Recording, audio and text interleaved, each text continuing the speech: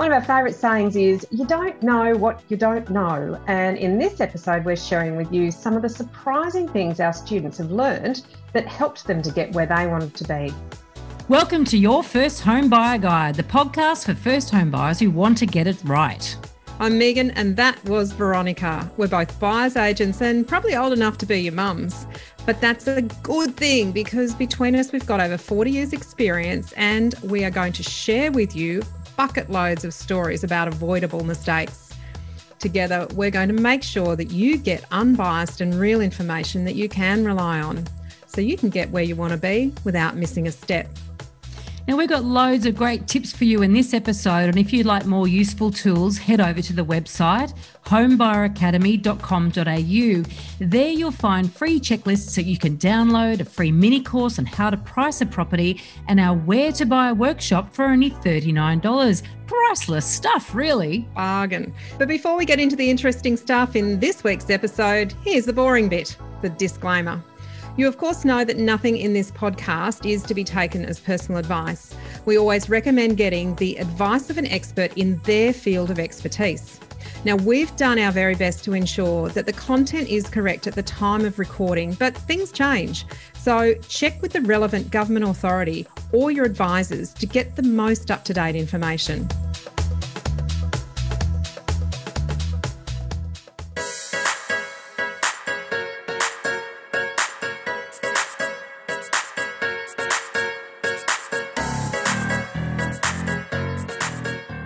Today, we're talking about some of the real standout lessons learnt by some of our Home Buyer Academy students, many of whom have now successfully purchased their first home. So here's a brief summary before we get into a bit of the nitty-gritty.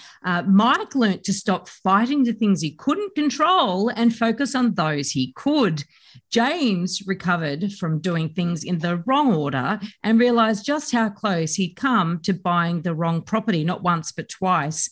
Sheldon learnt that not all property is the same and much of it won't set you up financially for the long term. And Eva loved the property hunt until it dawned on her that actually she's not ready to buy. Maria overcame analysis paralysis and was actually able to gain the confidence to take action.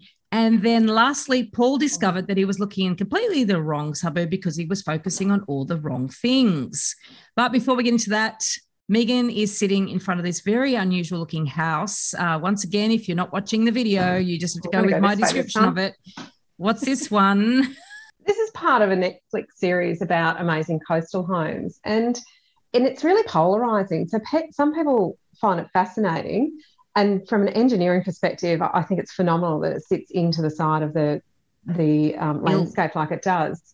But it has been quite polarising, as you can imagine, and the keyboard warriors have been ripping it to shreds. So it's an interesting one. Well, it looks a little bit like they tried to make it look organic, a little bit like sort of a cluster of barnacles. So I'm sort of guessing that's one way of describing it. Yeah, clams, barnacles, shellfish. So you can imagine the roof is looking very barnacle-like. Waves in there, indicating movement.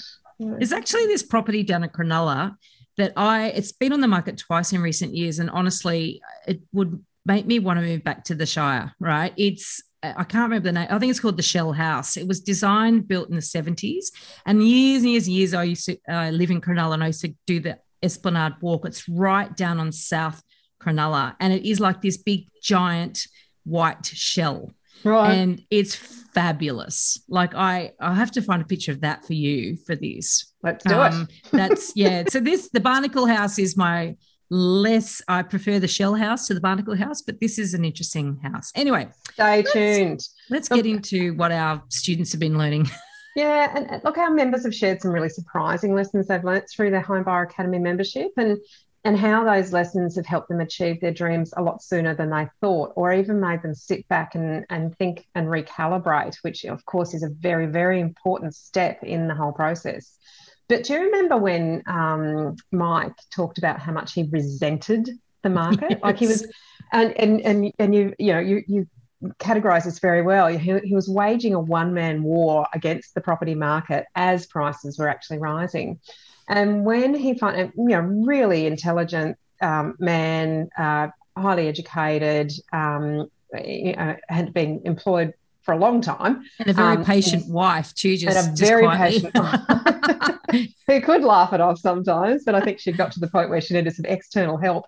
When they finally reached the summit, he and his wife Rhiannon said, "The best advice you gave me was who to listen to. My parents were telling us to offer an additional $30,000 to secure the property, yet we stuck to our research. We let FOMO go, avoided the FOMO, and offered a strong but not ridiculous offer."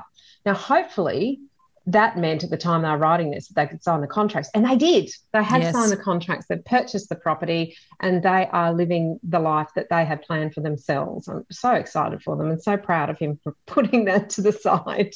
I know. And look, we always do this. We talk to previous episodes and we've interviewed these guys on the podcast. So, oh God, in the show notes, we'll put the episode number. Okay. So you can go and listen to the entire story. But I think the big lesson here was that while he was fighting the market and fighting things that he couldn't control, well, prices were rising and he was getting further and further away from really what they wanted, which was the home for them and their small children. So, I think that learning about that, what an amazing lesson. And I know that he did not expect to learn that when he came into Home Borough Academy. It's a big piece of self-reflection, isn't it? Yeah. I love when we got that huge essay from James when he basically documented, and we've done an episode on this one too, actually, a whole episode on this. He documented all the things that he learned through his home buyer journey, both before, joining Your First Home Buyer Guide and then after, obviously, through all the learning from doing the course, right? And I love it when he sort of was talking about getting the order wrong. And he said, in quote, "I almost bought 3 places with not much idea on how I was meant to do it until I got your system down. I may have kept it 4, 2, 1, 8, 3, 4 repeat for too long." Now, I actually, in the intro here, I said actually 2, but you're right. He had narrowly missed buying 3. Now, in that whole essay that he sent to us, he sort of stepped through all the properties that he nearly bought, and thank God he didn't buy any of them. So you could argue that waiting in a rising market is the wrong thing to do. However, buying the wrong property it doesn't matter what the market's doing, is the wrong thing to do. Yeah. And he would have done that because he was doing everything out of order. It was just an amazing, I think the lesson for him was just to slow down, and he had great instincts too, I should say. So what learning the process allowed him to do was to actually understand then why his red flags and his alarm were going off the whole time.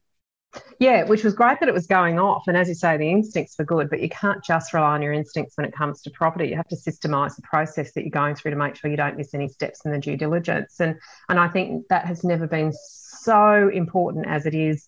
Now, it's currently start of March 2022. Brisbane's just been through a significant flood event. Lots of houses have been lost. And had people not done that step in their due diligence to check flood maps and flood reports for overland flow as well as rising water, and a lot of people didn't do that, and even renters should be checking these sorts of things and getting the right insurance. If you don't get those steps right in the process, you miss something that you should have done, then you can end up with something that's going to cost you an awful lot down the track. This is a great topic for another episode, I think, about, because, like, for instance, in blood, it's blood.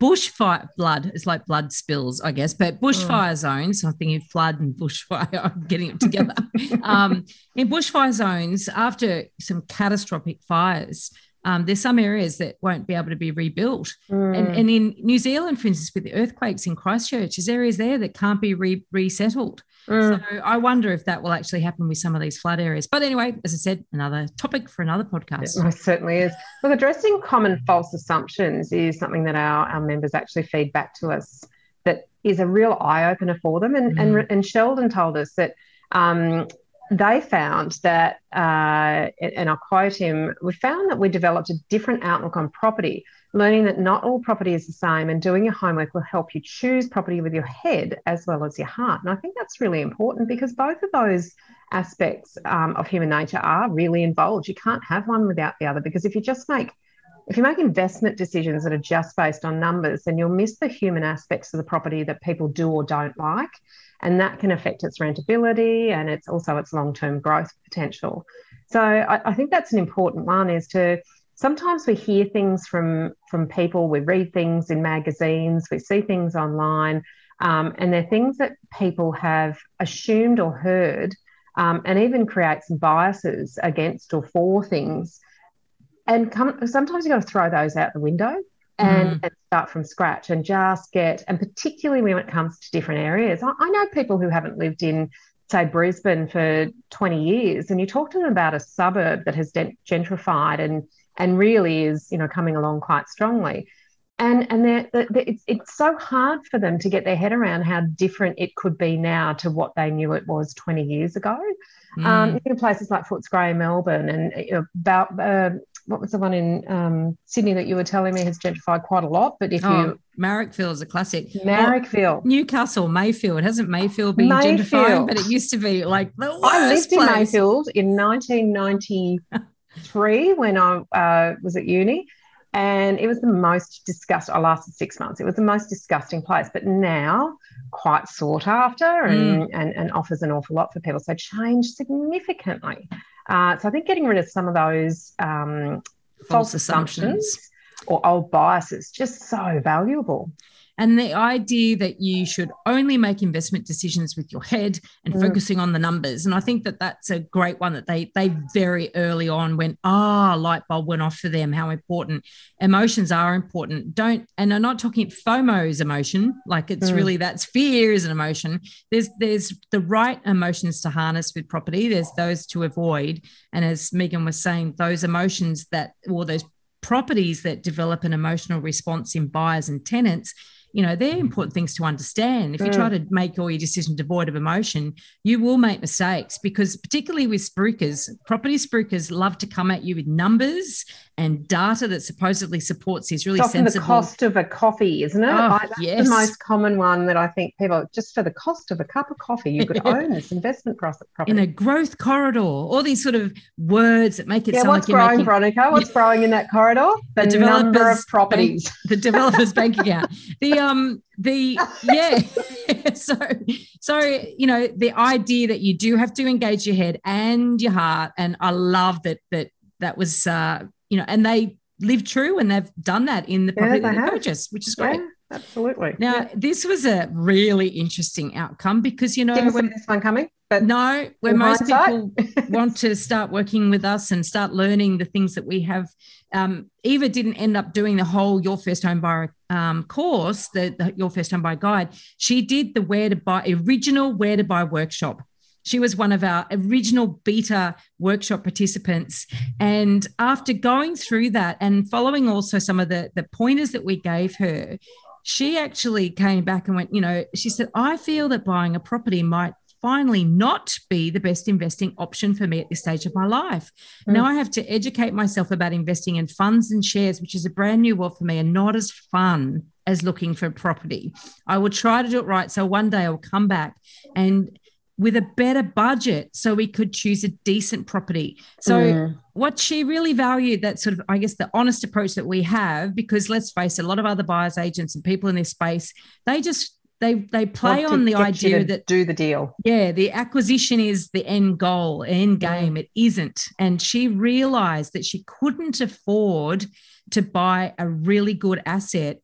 So she was actually not going to be able to achieve what she wanted to achieve long term if she did buy now. So she wasn't ready. And I just think that is so powerful, and I'm so proud of her.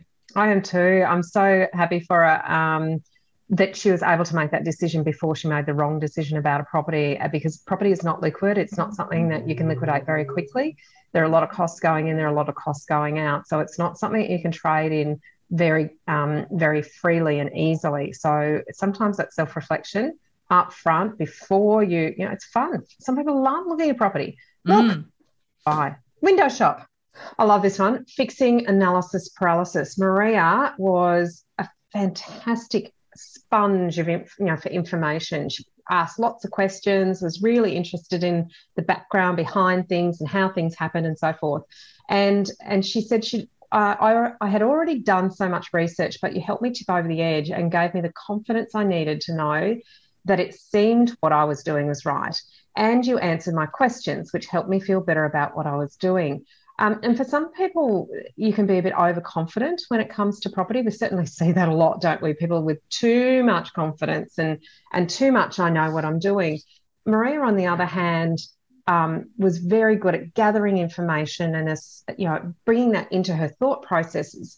But then she didn't have the structure to kind of move forward and say, I feel confident when I see a property that I think meets my needs, that I've done all the work that I need to actually move forward, make a decision and actually commit to that. And that was the big thing, that analysis paralysis, that she just kept going through this revolving circle, this loop of oh, but what if, oh, I can't, oh, I have I got enough information? Have I done enough? Have I checked enough? If I missed anything, could there be anything better? I mean, that is such a hard one for people to wrap their heads around. Could there be something better if I wait?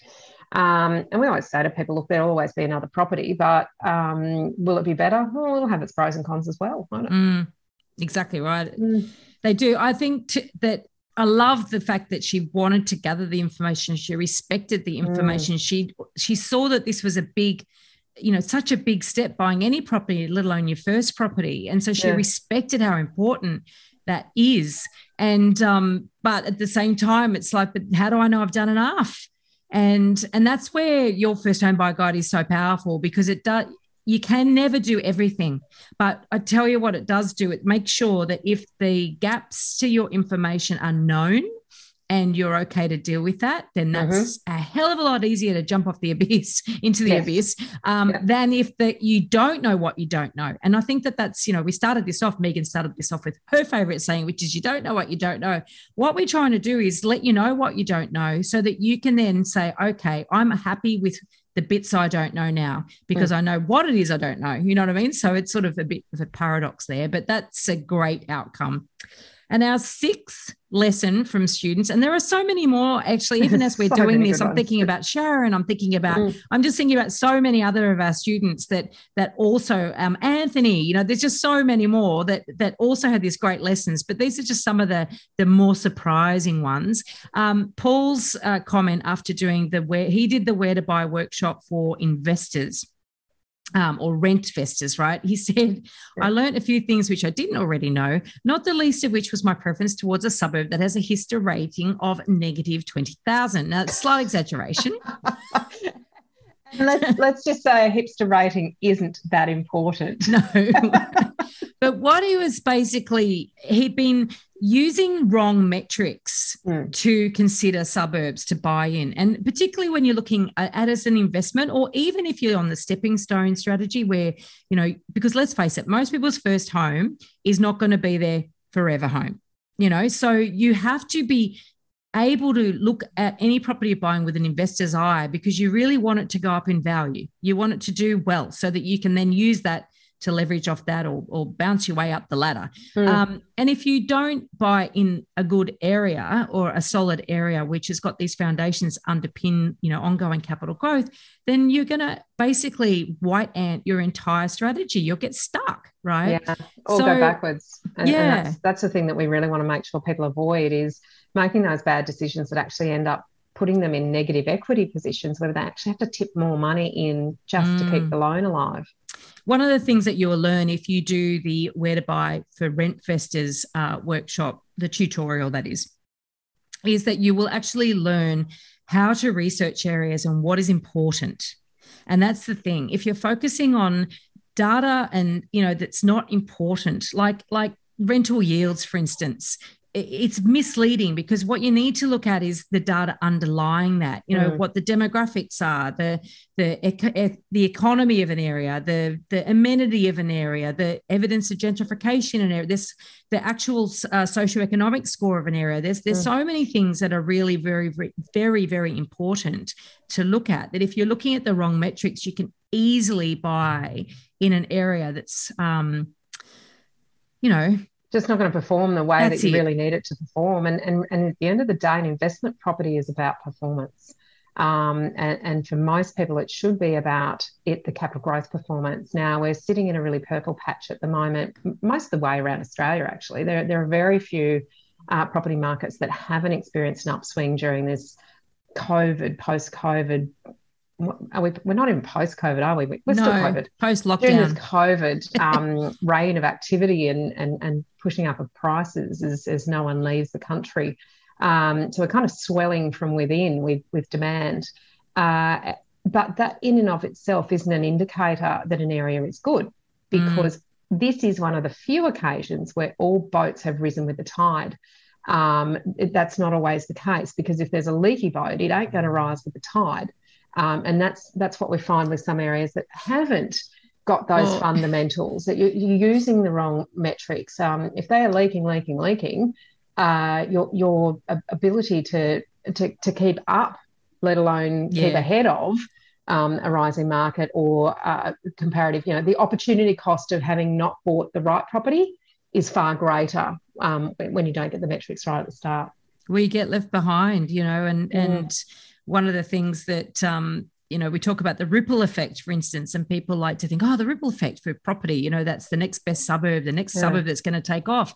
And as is what often happens, is that the last to the party, i.e. the last suburbs that start really, experiencing this growth, are often the first to come off the boil. So absolutely. When everything's going up in value, yes, everything goes up in value, but at different rates. And so the last in and the first out will go up in value a lot less than other areas, and also might go for a much longer period of time before it sees any more growth. Yep. So, it's such an important thing. It's really hard to get your head around, because it's overwhelming, the information that is out there. And there's a lot of self-interest in the information that's out there on the property market. Let's face it. We're here. Of course, we've got a self-interest. We want you to buy the course and join the membership. We'd love you to come on board and learn this stuff. But that's where it ends with us. We're not trying to flog any other agenda. Any area.